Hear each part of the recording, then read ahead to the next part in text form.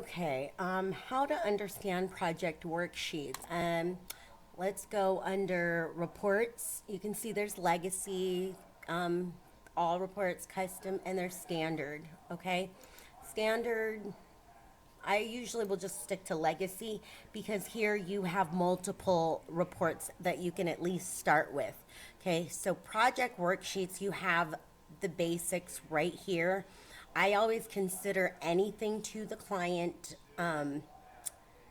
something that they can see, meaning there's not going to be any sensitive information like who our vendors that are, what we paid for that, etc. So, here would be, profitability, budgets. These are more internal reports, right? Expediting, taxable, that kind of thing. Um, these are, I usually consider these base reports, meaning, for example, this one is a client. I'll start with one. I create this for those wanting to share a report with their client, but with very specific info. So let me show you. I'll start with this basic report, okay? And I'm just gonna go ahead and filter so we can just look at it for one client so it's not a bulky report. Okay, so this is a one-page report. This is what we're looking at. You can see here that we have the client, the room, the item number, what it is, the pricing, okay? And that's it, okay? This is the client's pricing. Okay, sometimes here what I might do is I'm going to edit the report. I'm going to specify data, and then I am going to move things around for what I want to see. Okay, so what that means is I may want to see, I want to see the selling. Okay, so what I'll do is I'll do, let's see, I'll do selling price. Let's see, hold on. Let's do,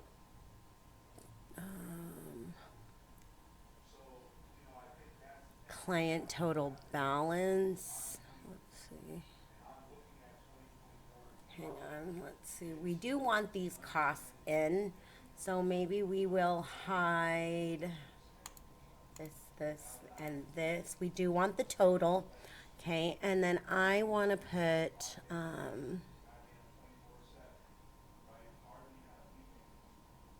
wanted to put the client payments, but I don't see that. Oh, here. Client payments and client total balance. Okay, so here we go. I'm going to go ahead and put these up. Let's see.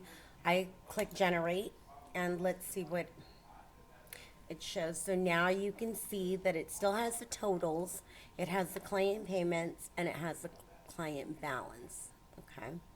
Let's scroll down. Oop. Let me filter for that. Okay. So now you can see that here's the total, here's what the client paid, and here is the total balance. Okay. So this is just something that I like to use. I like to usually share this with the client, but I take it one step further. Okay. They don't usually care about the item numbers here. So I may change this and I'll say, let's hide the item numbers. However, I want to see, let's see, item codes. We'll do,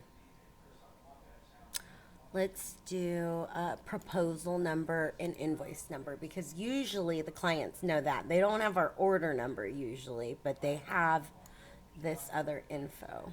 So let's put it there.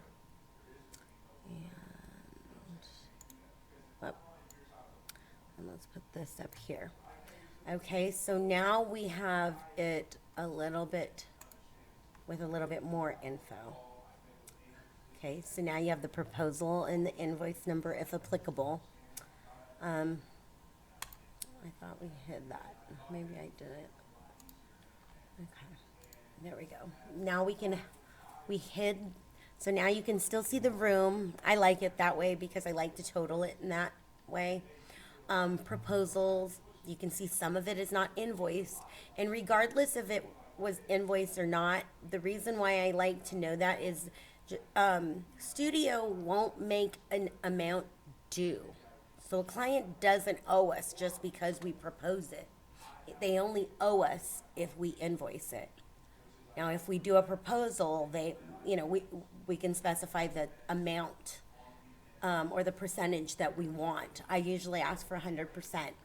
But this is how you can pull project worksheets. You can kind of revise them and tweak them to use them how you need them. If there are questions on what I've just said, and you can save this. You can save this, save new. I'll just show you. So save new. You can just say, I might call this project worksheet client, and I always say client because when I put the word client, that means it's shareable with the client. If you don't see the word client in my naming convention, that means it's an internal thing, and I usually write in big letters internal. Okay, so project worksheet client with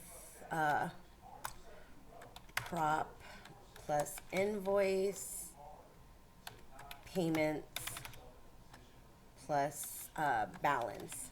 Okay, so that's how I would save that.